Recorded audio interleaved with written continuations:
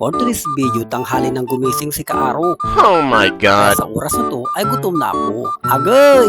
May napanood na naman sa TikTok si Kaaro. Isang uri na naman ng gulay ang nakita ni Kaaro sa TikTok. Ito ay yung tinatawag nilang pansit-pansitan Kaaro. Sa pagkakalam ko ay maraming health benefits ito Kaaro. Agay! Bukod sa mabisang panggamot sa iba't ibang uri ng sakit, ay pwede rin pala itong gulayin Kaaro.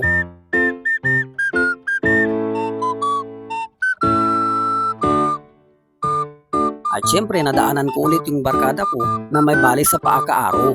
Sa kabila ng kanyang kalagayan ay nagagawa pa rin niyang gumawa ng kanyang bahay Kaaro.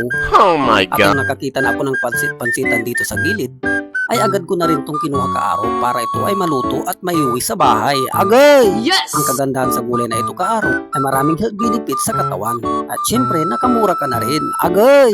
Kaya sa mga nanonood nito ay pwede nyo rin tong subukan Kaaro. And of course, mega loud shout out kay Mr. Rico Nieva and Mr. Mark Anthony Magno. Agay! At nung pauwi na ako sa bahay namin ay nakita ko tong kumari kong to, si Miss Karen Pimentel Buduan Kaaro. At pagdating ko sa bahay ay hinugasan ko na kaagad ang aking pansit-pansitan Kaaro. Ang sa ganon ay maumpisan ko na siyang lutuin. Oh, Ang gawin ko yeah. pala sa pansit-pansitan Kaaro ay ilalaga ko din siya, gaya nung nakita natin sa video. At syempre kumuha na rin ako ng itlog doon sa ref Kaaro. Dahil gaya doon sa video nakita natin Kaaro ay mayroon siyang kasamang itlog. Kaya naman susubukan natin yung Kaaro.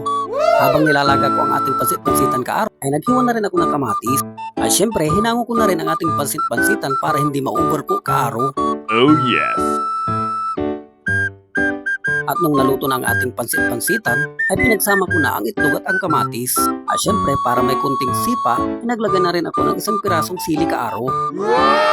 At dahil nagutom na si Kaaro, ay syempre nagugas na rin ako ng kamay para makakain na rin si Kaaro. Dahil gutom na ako at tanghalian na rin. Kaaro, mangan tayo. Kaaro, kain tayo. And of course, thank you very much ulit sa mga followers at bagong subscriber ko sa YouTube.